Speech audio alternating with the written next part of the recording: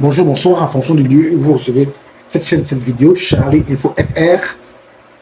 Moi, je me pose une question, les gars. Commencez à tapoter, tapoter d'abord. Allez-y, tapoter, tapoter, mettez les likes, mettez-nous les likes, partagez, partagez au maximum. Souscrivez à la chaîne, merci déjà pour ceux qui le font. J'ai une question à vous poser.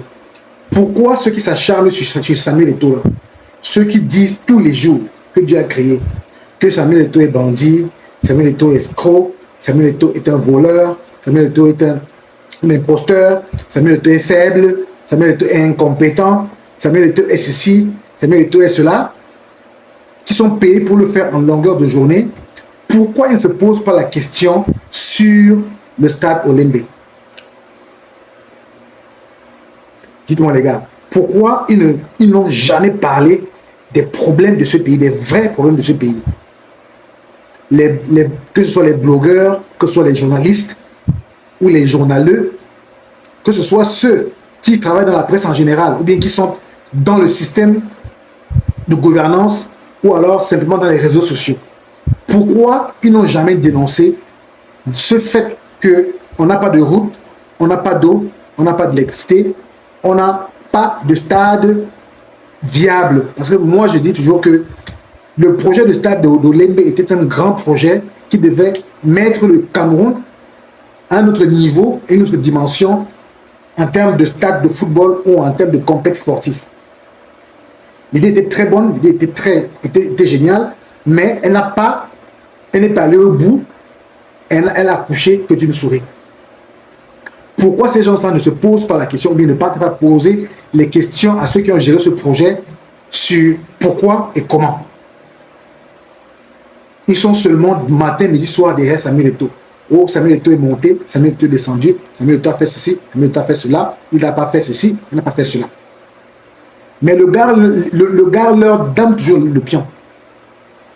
Samuel Eto'o leur donne toujours le pion. Samuel Eto'o les dénonce, Samuel Eto'o les humilie, Samuel Eto'o les cogne, mais ils n'ont jamais abandonné. Un peu comme le sorcier, comme un diable, comme le démon. Le démon, pour lui, il est payé, il trouve son plaisir à détruire. Et quel que soit ce que tu vas faire, tant que sa mission n'est pas accomplie, il sera toujours là. C'est un peu comme ça que ces gens-là sont. Donc, allez-y comprendre pourquoi. On ne veut pas regarder ce qui se passe ailleurs, là où se trouvent les vrais problèmes. Mais on est en cabale contre un homme. Contre un homme qui peut apporter beaucoup au Cameroun. Je ne dis pas qu'il est parfait, je ne dis pas qu'il est infaillible, je ne dis pas qu'il est, comment dire ça, qu'il est quelqu'un à 100% vrai, c'est pas ce que je dis. En tant qu'homme, il doit avoir certainement ses faiblesses, il doit avoir des inconvénients, mais il a aussi des avantages. Ok, il a aussi des avantages et il a aussi des capacités d'amener quelque chose au pays. Ok, donc quel que soit ce qu'on peut dire, Samuel Eto'o peut apporter quelque chose dans ce pays. C'est d'abord quelqu'un qui dit ce qu'il pense et il fait ce qu'il dit quand il le dit. C'est une qualité qu'on ne retrouve pas beaucoup chez les Camerounais, même chez les politiciens. C'est une qualité qu'on ne retrouve pas beaucoup chez les Camerounais. Et Samuel Eto'o est capable de tenir tête. C'est la seule personne qui est capable de tenir tête à quelqu'un au Cameroun. Même au président de la République. Samuel Eto'o est capable de dire, s'il a décidé, il peut tenir tête. Mais vous qui tournez autour du pot là, est-ce que vous pouvez tenir tête à quelqu'un, à un politicien dans ce pays? Vous qui faites le bruit que vous faites là. Je ne crois pas. Je ne crois pas.